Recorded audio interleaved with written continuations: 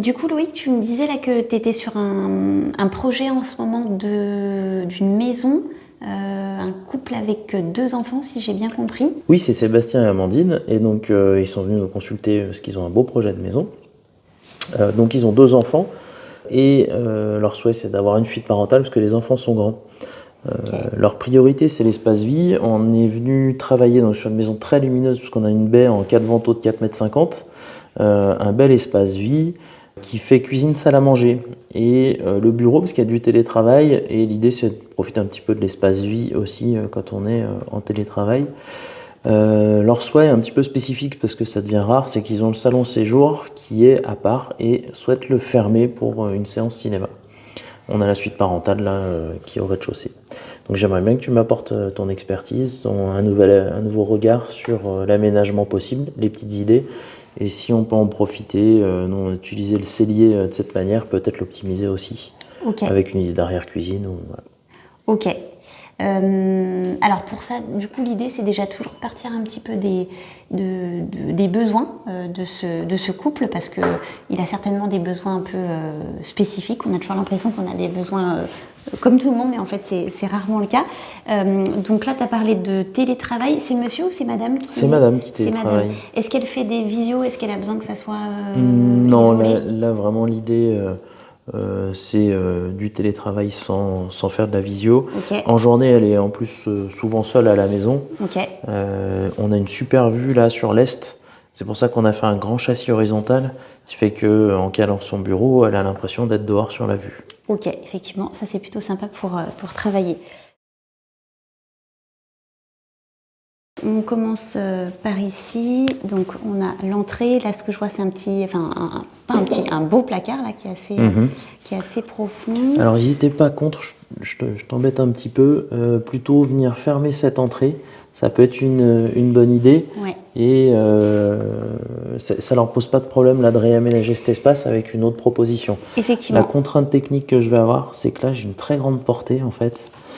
Comme j'ai une grande baie, je peux pas porter dans ce sens, donc je vais avoir des poteaux qui sont situés là, Ouais, qu'on devine là. Ouais. là et là. Voilà. Ok.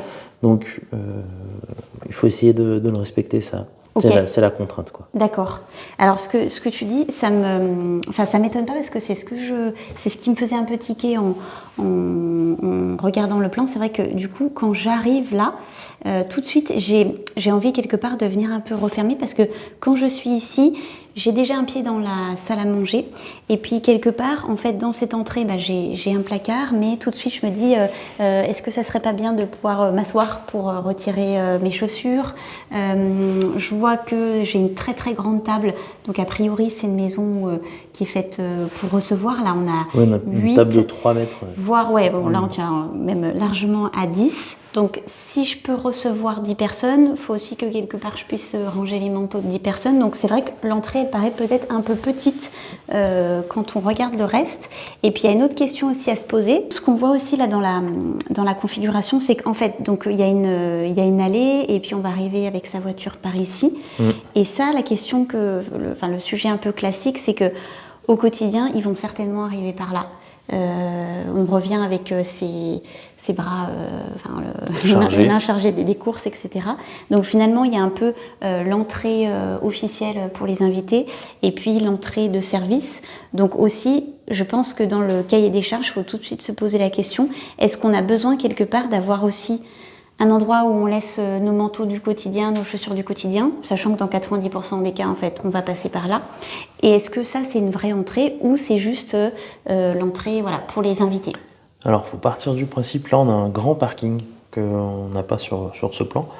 On va dire qu'il y a un véhicule qui rentre, mais derrière, le véhicule de tous les jours va être là. Très probablement que le chemin naturel va être d'emprunter quand même cette entrée, tous les jours. Ok. Donc, raison de plus pour qu'elle soit un petit peu plus... On est d'accord. Ok, conséquence. Et le coin garage, on a quand même, j'ai mes courses, on a quand même, je peux décharger dans mon cellier les éléments. Voilà. Mais la logique de circulation, elle est bonne. Ok. Alors effectivement, déjà au niveau de l'entrée, si on essaye de se créer un espace tampon qui soit un peu plus refermé, c'est vrai que spontanément, on a tout de suite envie de se mettre une sorte de petit filtre là par ici. Alors on ne veut pas forcément se couper la lumière. Je pense que tu peux y aller par rapport à ce qu'on a un petit peu imaginé. Je pense que tu peux vraiment remonter, quitte à dégager complètement de cette zone, voire réfléchir à ce que ce poil ne soit pas dans le passage. On peut peut-être l'envisager. Enfin, faut pas se gêner si tu as besoin de déplacer. Il faut qu'il reste un petit peu vers le fêtage. Mais et en contrainte, ce qui serait bien, là on avait une tête de cloison pour cacher un peu le toilette. Si on vient, c'est de remonter jusqu'aux toilettes. C'est pour ça qu'il va falloir dégager cette zone. Alors pour moi, du coup, l'idée c'est que la circulation elle soit un petit peu plus au centre. Déjà cette table, la première chose, bon, on l'a dit, c'est pas du tout une table de dimension standard, hein, c'est une table qui est vraiment très très grande. À mon sens, déjà en fait en réalité, elle sera beaucoup moins dans le passage. Et là, on a déjà quelque chose qui est vraiment très très confortable.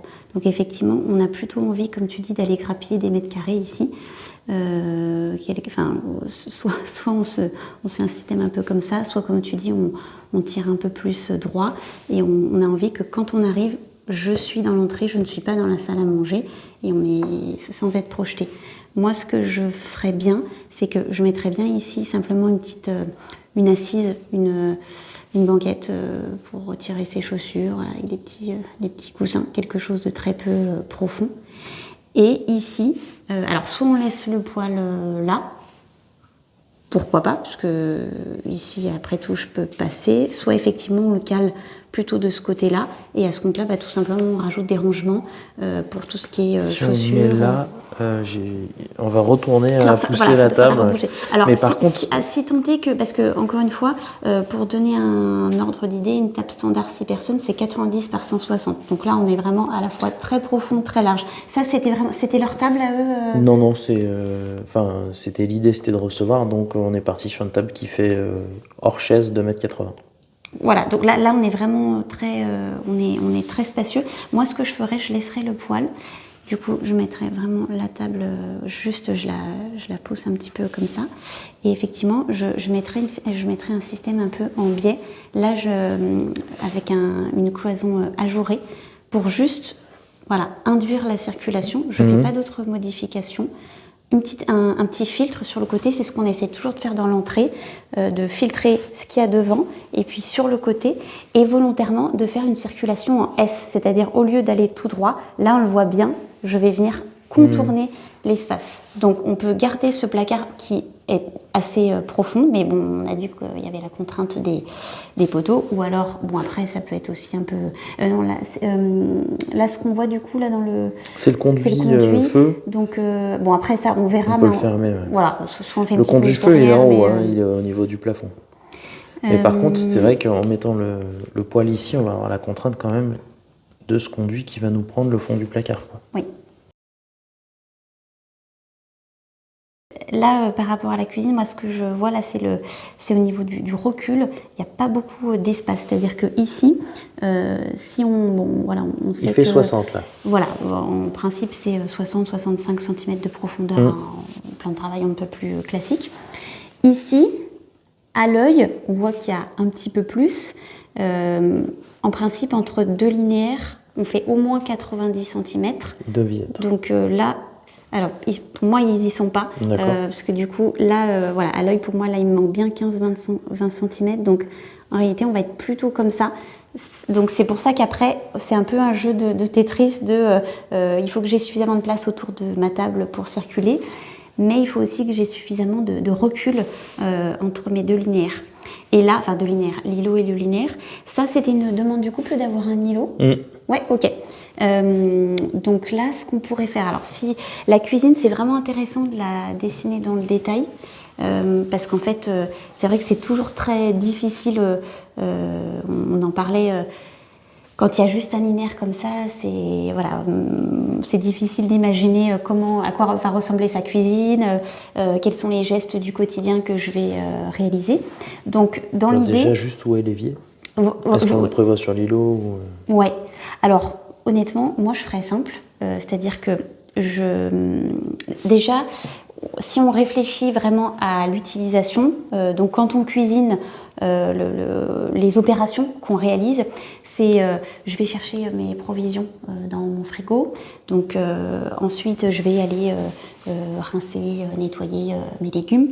Je vais découper, éplucher, etc. Et ensuite, je vais mettre à cuire. Donc on va essayer déjà de disposer ces éléments en respectant la logique d'utilisation. Donc admettons que par exemple, on se mette un frigo ici, donc je vais laisser bien sûr un filler, hein, donc un petit espace. Si je mets mon frigo contre le mur, il me faut un petit espace pour pouvoir ouvrir ma porte à 90 degrés. Donc par exemple, je vais mettre mon frigo, ok. Ensuite, comme tu le disais, il me faut un évier, on est d'accord. Donc dans l'idée, alors je sais pas si c'est là dans le cahier des charges, il faut vraiment voir est-ce qu'on met un bac, deux bacs, etc. Mais en fait, ça a vraiment son importance hein, quand on travaille la cuisine. Donc je vais peut-être avoir un évier avec la cuve et puis l'égouttoir à droite. Donc en principe, si j'ai l'égouttoir, ça veut dire que du côté droit, je vais avoir mon lave-vaisselle. Là, je vais avoir des rangements. Ok. Donc on disait, je vais chercher mes légumes, je les lave.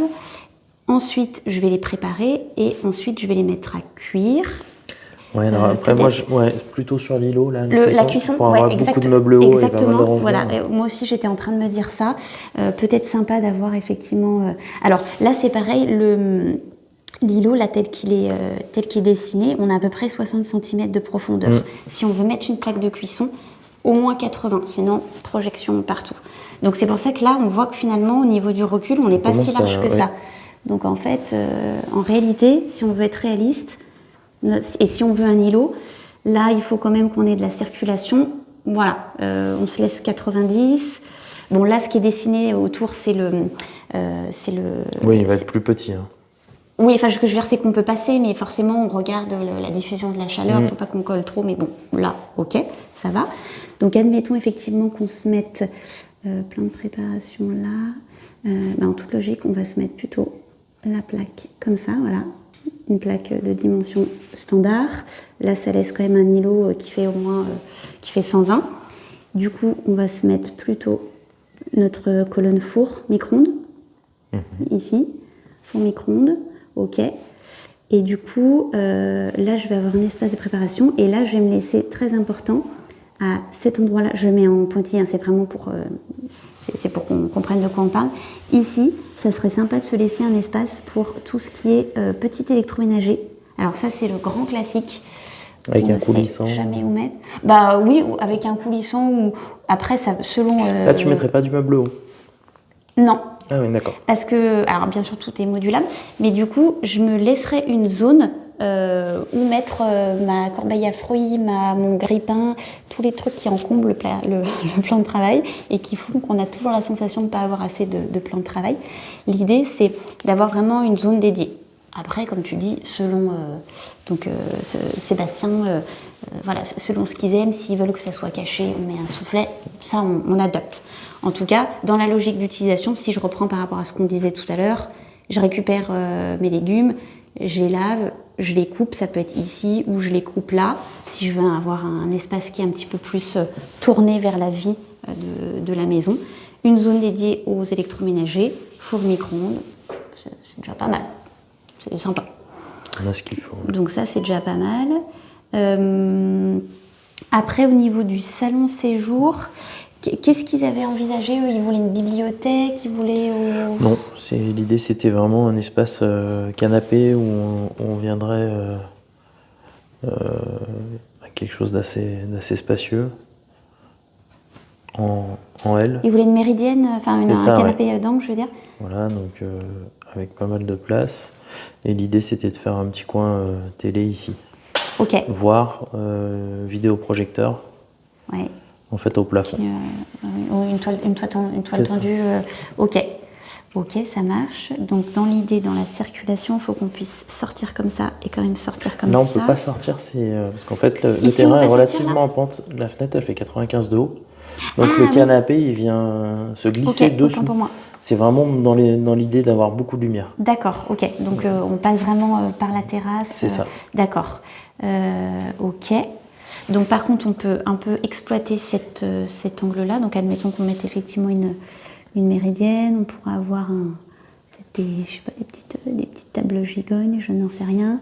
On peut se rajouter effectivement un canapé, un petit fauteuil en appoint, ok. Là, on aura la place d'avoir quand même un meuble télé. Il va rester 150, oui. Donc pas de souci pour mettre le meuble télé. Après, s'ils veulent un peu habiller, entre guillemets, rien n'empêche, en l'occurrence, derrière le canapé, de mettre juste des petites étagères faible profondeur pour mettre des bouquins, des plantes, de la déco. Même si c'est derrière le canapé, c'est pas gênant. Ça veut dire que concrètement, la partie basse, elle est un peu condamnée. Par contre, ça peut vraiment habiller le salon en option, si ça peut le... Voilà. C'est à noter. Comment Après, ce qu'on peut, si on est un petit peu juste ici, c'est faire une fenêtre de 2,80 m ou 2,70 m. Non, c'est modulable. Hein. Oui, alors effectivement, là, ce que tu dis, c'est un point très important et c'est une question que j'aurais dû te poser au début, c'est que là, est-ce que le permis est déjà obtenu au moment où on parle? On doit le déposer, mais pour le moment, on n'a pas encore acté les détails de largeur de fenêtre. S'il y a besoin on peut modifier les ouvertures. Là, on manquera vraiment pas de lumière. Si on perd 20 ou 30 cm, mais ça permet de meubler, c'est pas mal aussi. Et c'est vrai que là, si on peut, je pense que ça vaut le coup parce que c'est toujours le grand dilemme, c'est que d'un côté, on a envie d'avoir beaucoup d'ouvertures et en même temps, moins j'ai de murs et moins j'ai de possibilités pour meubler. Et c'est vrai que là, on voit que ça va un peu conditionner. Donc, je te rejoins, ça serait peut-être bien de se laisser un peu plus de mou. On modifiera. Sachant que la lumière, voilà, on en a pas mal, donc effectivement, ça peut être. Il te faut combien là? En standard, c'est plutôt 180? Oui, alors un meuble de 150, c'est standard, mais en fait, je trouve que par rapport à un grand canapé, ça fait un peu pitchouner la télé. Donc effectivement, si on peut gratter 30-40 cm, ça serait peut-être pas mal. On est d'accord. On part peut-être sur 2,70? 2,60 comme tu préfères. Et bien 2,60. 2,60. Comme ça laisse plus par de contre, latitude. je pense qu'on passera en 2 vantaux, pas en 3. Comme ça, c'est pas mal. Donc oui, ça leur fait leur coin cosy. La suite parentale.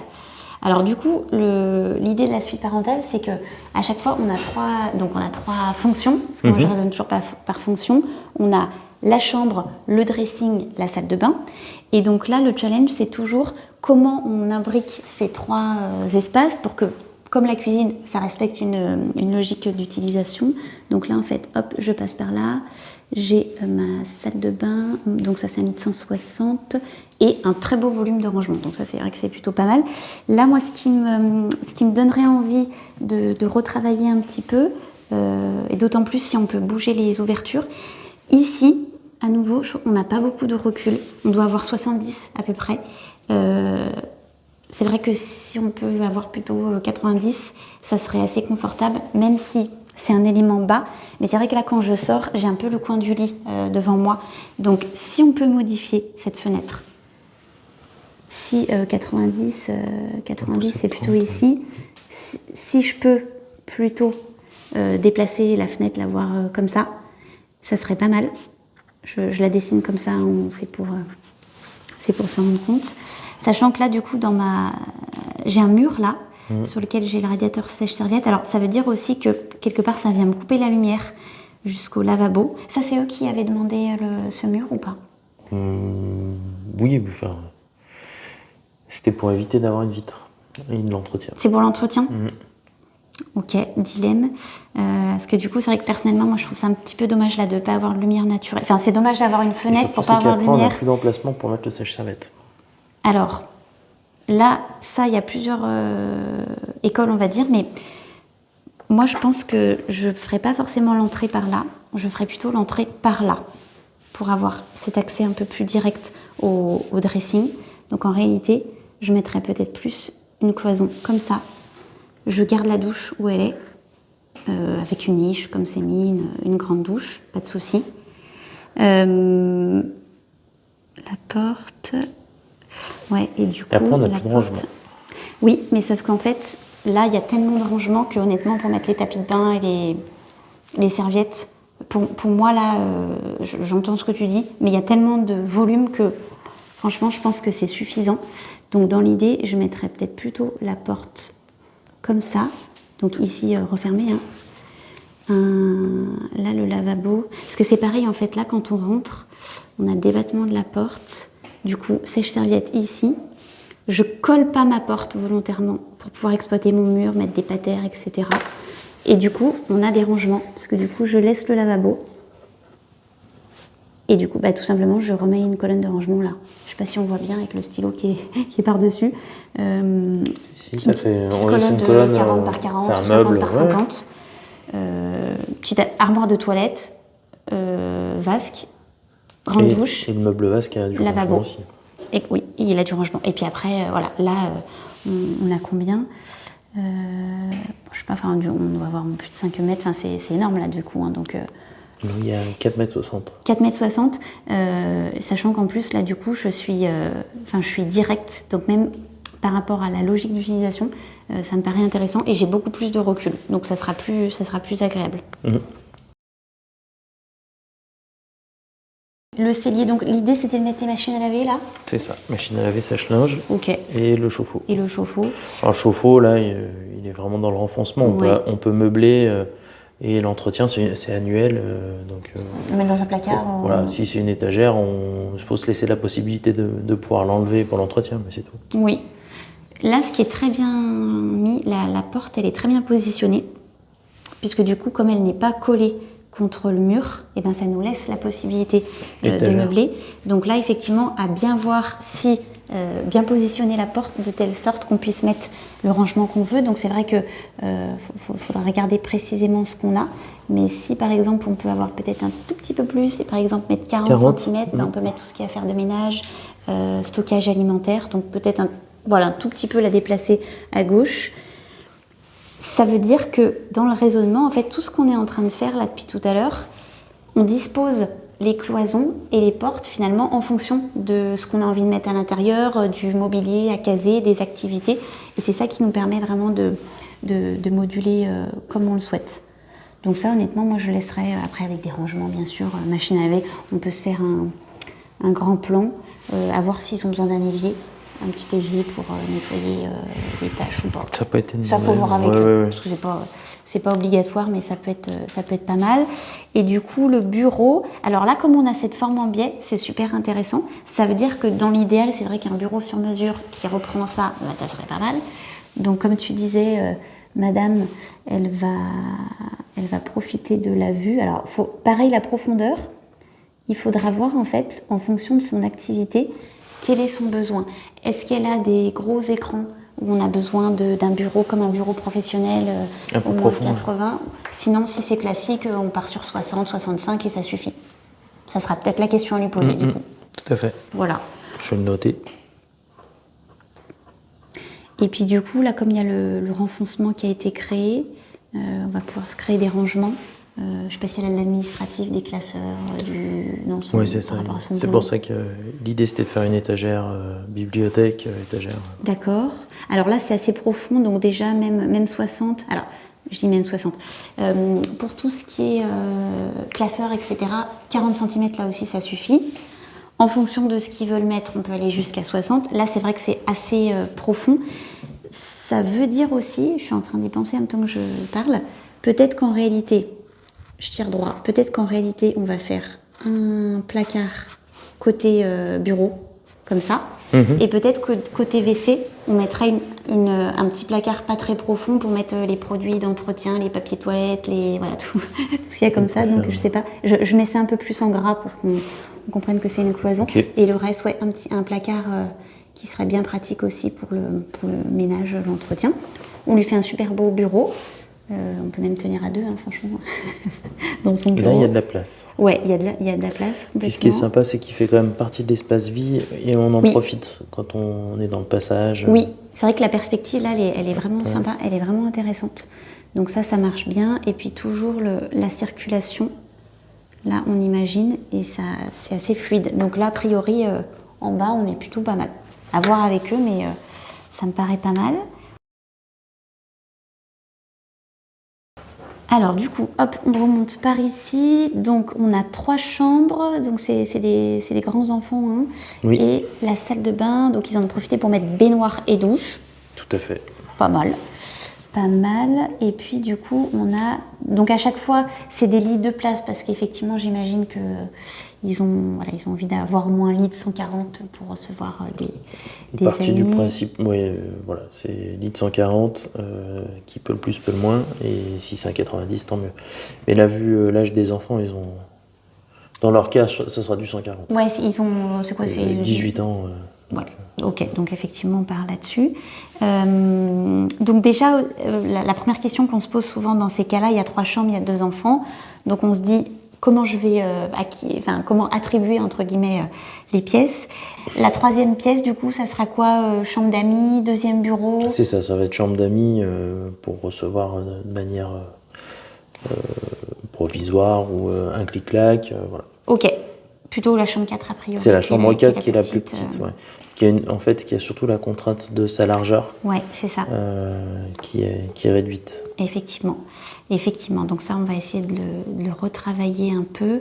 Alors là, ce qui n'est pas évident, c'est que c'est toujours comme ça, c'est quand on regarde les mètres carrés, 11 mètres carrés, on se dit c'est pas si petit que ça.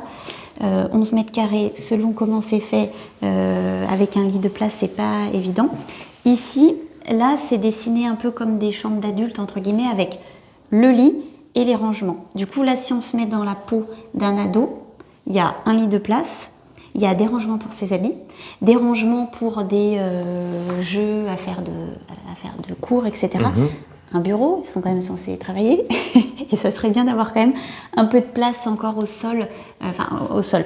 En tout cas, d'avoir circuler. Ouais, voilà. Et puis même, bon, bien sûr, quand on est ado, c'est pas comme un enfant qui joue tout le temps par terre. Néanmoins, on a envie de se mettre parfois sur un pouf pour bouquiner. On a envie quand même d'avoir un peu d'espace au sol. Et c'est vrai que du coup, là, tout de suite, ce qui est un peu dommage, entre guillemets, mais c'est toujours ce qui est difficile, c'est que quand on positionne des lits de place comme ça et qu'on les configure comme des chambres d'adultes, bah clairement, j'ai plus beaucoup d'espace là pour jouer. Là, on se dit tout de suite, je vais le mettre où le bureau, Donc, c'est ce qu'on va essayer de refaire et on va jouer un petit peu avec cette cloison pour faire entrer lit, bureau, rangement et garder une zone de circulation.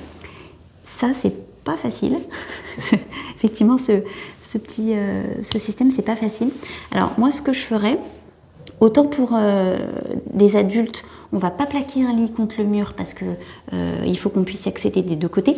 Pour un ado, en fait, il est quand même seul la plupart du temps et il reçoit parfois des amis. Donc, on peut se permettre d'avoir un lit qui est un peu plus proche du mur. Et puis surtout, ça fait un peu plus cosy, ça les dérange pas. Donc, ce que je ferais bien, c'est que tu le tournes ? Je le tourne effectivement à 90 degrés et je vais mettre une tête de lit. Donc en fait, alors, ça va aller à peu près jusque là, je le fais un peu à l'œil. Mais donc, dans l'idée, mon lit de 140 là, hop, je vais le mettre un peu comme ça, ok. Et du coup, ici, je peux me permettre d'avoir une tête de lit, d'ailleurs, qui est quand même assez profonde, donc à recaler, où je vais pouvoir mettre une lampe, des bouquins, etc. Ça me fait un lit qui est face à la fenêtre. Et en fait, je ne l'ai pas fait, je l'ai fait un peu, il arriverait plutôt par là, à mon avis, hein, comme ça. Là, ici, le problème qu'on a dans la configuration, toujours la même chose, le recul. Là, ici, normalement, il me faut au moins 70 cm. Là, c'est petit. Donc, c'est minimum 70 cm et on va essayer de se donner un peu plus. Si à partir du bord du lit, je peux me mettre même 90, je vais arriver à peu près là. Ici, on va essayer de jouer avec cette cloison et on va se créer des rangements. On va se créer des rangements. Donc, on va aller jusque là à peu près, voilà. Et 60 cm, j'arrive là. Donc, la cloison, en fait, on va la mettre comme ça. Et là, on va venir encastrer une penderie. Donc, on va mettre 1,20 m de penderie. Donc là, je dessine une penderie. J'ai fait un peu plus de 1,20 m là. Hop. On va mettre 1,20 m plus 60 pour mettre des jeux, des classeurs, etc. Et du coup, en fait, on va faire un système un peu en S. Voilà. Donc en fait, de l'autre côté, on viendra encastrer les rangements pour l'autre chambre. Là, on va se mettre le bureau. Voilà, on va se mettre le bureau avec un petit écran d'ordinateur. Voilà, ça n'empêchera pas d'avoir des modules hauts pour ranger des affaires. Ça veut dire que là, en fait, si je dessine comme un tapis, c'est juste pour imaginer la zone, j'ai de l'espace là, devant la fenêtre, où je peux un peu reculer. Là, j'ai beaucoup plus de recul et je vais garder 90 cm. Et d'ailleurs, alors ça à voir ensemble, mais ici, ça c'est une porte de 73 cm. Oui. Ça c'est des portes de 83 cm. Tout à fait. Alors, est-ce qu'on met tout en 73 ou est-ce qu'il faut garder en 83? Ça fait partie des questions qu'on peut se poser. Normalement, dans les chambres, pour emménager lit, etc., 83, C'est plus confortable. Après, on passe dans une porte de 73, c'est sûr. Bon, ça redonne un peu de latitude. Bon, après, de toute façon, si on a 90, là, on peut mettre les deux. Enfin, ça fait toujours partie des questions qu'on peut se poser, mais en fait, du coup, là, on va juste déplacer la porte comme ça, avoir un peu de recul, le bureau, et donc, en fait, la penderie, quelque part, elle va être discrète parce qu'elle va être encastrée. Ça, par contre, ça va nous imposer peut-être la penderie ici bouger, là. Et descendre un petit peu. Oui, exactement. On va devoir bouger. Donc là, on va venir encastrer de l'autre côté nos rangements, donc un peu en jumeaux, quoi, en même principe. Penderie, rangement, bon, ça, on verra dans le détail comment on fait. Ça veut dire que je vais essayer de mettre le bureau là, vers la fenêtre, comme ça aussi. Bureau, donc 120 par 60 aussi, c'est déjà ou plus grand, mais bon, ça, faut voir, mais bon, on va entre 120 et 140 au niveau de la largeur, c'est pas mal. Donc éventuellement un peu plus large, bon, faut voir. Ok. On va se mettre du coup la porte ici. On va peut-être éviter qu'elle s'ouvre sur la gauche parce qu'après c'est pas très pratique pour accéder au placard. Donc on va peut-être mettre plutôt la porte comme ça. Voilà. Et du coup, même principe, le lit. Soit on le met au milieu, soit on dit c'est un ado, on peut le mettre un peu plus contre le mur et ça lui dégage de l'espace. Moi, ce que je ferais bien, c'est que en fait son lit. Alors attends. Là, on va être contraint par le conduit-feu quand même. Tu referais une tête de lit en fait pour aligner, ouais, d'accord. Ouais, je biaiserais. Parce qu'en fait, là, je suis comme ça. Ça va arriver là. Parce que si je le mets comme ça, je vais recréer un couloir et là, ça va me refaire des mètres carrés inexploités. Donc en fait, moi, je le mettrais bien comme ça. Et effectivement, je viens en fait combler là, en faisant une petite tête de lit qui ne fait pas toute la largeur de mon lit. Et en fait, ça le fait. Hein. Voilà. Ok. Et là, mine de rien, alors je sais pas si on le voit parce qu'il y a beaucoup de stylos par-dessus, mais pareil, si je dessine un peu à nouveau une sorte de tapis pour qu'on imagine, là j'ai une sensation d'espace là dans la chambre. J'ai mon bureau, j'ai mes rangements, j'ai mon lit et j'ai vraiment une sensation d'espace. Donc ça c'est plutôt pas mal. La salle de bain, j'ai pas de remarques particulières. La seule chose, si on veut un peu pinailler, le seul truc, c'est que quand je rentre, là, ce que je vois en premier, c'est les WC. Alors, si jamais, mais c'est vraiment optionnel, si jamais on pouvait bouger la fenêtre, peut-être qu'on inverserait le lavabo avec les WC. Après, c'est pas un vrai problème, là. Voilà, c'est juste de façon globale pour avoir un peu moins la vue sur les WC, mais sinon, elle marche très très bien. Donc, pour moi, il n'y a pas de remarque particulière. Je poser la question aussi. Voilà, ou si on la met peut-être plutôt là, la fenêtre, j'en sais rien. Là, on peut la translater. Oui, on la met effectivement, on la met côté baignoire. C'est ça, on la met au-dessus de la baignoire. Aussi, problème résolu, carrément. Donc là, on pourra décaler la fenêtre parce qu'en plus, on n'a pas de problème d'alignement avec en dessous. Ici, ce serait plus embêtant puisqu'on est aligné avec l'extérieur de la baie vitrée qui est en dessous. Ok, oui, donc tu fais attention aussi sur l'aspect extérieur, qu'il y ait une cohérence sur l'alignement des fenêtres sur les façades. Ok, puis c'est vrai que du coup, après, je sais pas, au niveau du voisinage, est-ce qu'il y a des vis-à-vis, etc. Peut-être aussi avoir... là, on a un petit vis-à-vis de ce côté, mais de l'autre côté, on est vraiment tranquille. Ok. Et là, on surplombe une voie, donc il n'y a pas de vis-à-vis. De toute façon, ça veut dire que il n'y a pas forcément une injonction, il n'y a pas une réponse en fait imposée, c'est un peu faire la balance de qu'est-ce qui m'apporte du confort à l'intérieur, qu'est-ce qui permet quand même d'avoir une façade, on va dire, harmonieuse, et puis après, quand on a les infos, on prend sa décision en connaissance de cause, quoi. Ok, donc il va nous rester la dernière chambre, donc chambre d'amis bureau. Alors là, c'est vrai que ça va être un peu compliqué parce que quand je rentre, bing, là je tombe directement sur le lit. Donc celle-là, elle est pas facile à aménager, Oui, clairement. Est-ce que tu as une technique là au niveau du couloir? Alors moi, Un jeu de dégagement? Oui, je pense que on peut se permettre de faire aussi un peu des cloisons en biais, éventuellement. Alors, si c'est une chambre d'amis bureau, ce que je pensais, c'était plutôt mettre des rangements ici, un bureau là. Alors je dis bureau parce que là madame est en télétravail, mais on a aussi souvent besoin d'un deuxième bureau.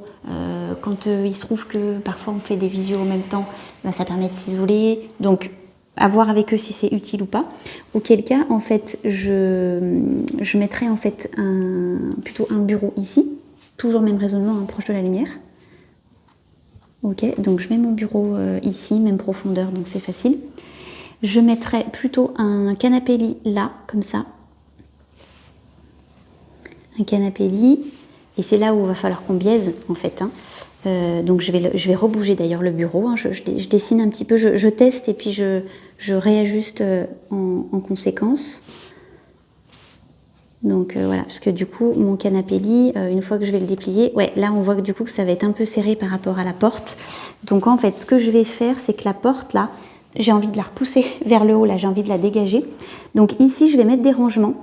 Si c'est un bureau, en plus, j'ai besoin que de 40 cm, mais on pourra jouer sur les profondeurs. Donc là, typiquement, je peux exploiter tout ça pour mettre des classeurs et compagnie, ou alors faire 2 profondeurs. Je vais repousser ma porte un petit peu, du coup, vers la gauche. Et en fait, je vais raccourcir mon bureau là. Et en fait, tu vois, l'idée, c'est de venir un peu biaisé comme ça. Hop, je ne sais pas si on voit bien là ce que je fais, mais de venir mettre un peu une partie en biais, de telle sorte que je puisse le faire. Alors bien sûr, ça veut dire que quand même quand c'est déplié, je suis un peu serrée par rapport à la porte. Si c'est une chambre d'amis d'appoint et qu'on déplie le canapé lit 3 fois par an, pas de souci. On ne le ferait pas pour une vraie chambre qui est utilisée au quotidien. Du coup là, ce qui est intéressant, c'est que ça permet d'avoir une pièce qui a 2 fonctions. Et on a souvent besoin de ça dans la maison, une pièce multifonction où on peut aussi travailler. Enfin voilà, on peut être à 2 à travailler sans se gêner. Donc ça me paraît être aussi intéressant. Voilà, donc à voir avec eux effectivement si ça peut leur correspondre. Oh bah super, on a fait presque le tour de toutes les pièces. Ouais. Bon, bah, c'est vrai qu'effectivement, c'est déjà pas mal. Donc, à voir avec eux ce qui correspond à leur mode de vie, hein. C'est toujours ça qui est le critère principal. Et puis après, si besoin aussi, tester d'autres configurations. Vous aviez déjà bien dégrossi le travail ensemble pour savoir où ils voulaient positionner les pièces, mais peut-être tester d'autres options pour valider que c'est le bon scénario pour eux. Effectivement, là, ce qui est bien, c'est qu'on révolutionne pas tout. Il y a des petits ajustements avec des propositions différentes de celles que j'avais imaginées. Puis là, la partie bureau, moi je la trouve vraiment sympa avec cet accès, cette vue sur la cuisine. Puis pareil, ça va pas couper la vue.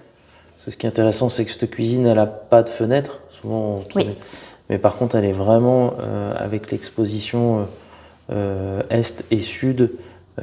Enfin, c'est un sud-est et un sud-ouest.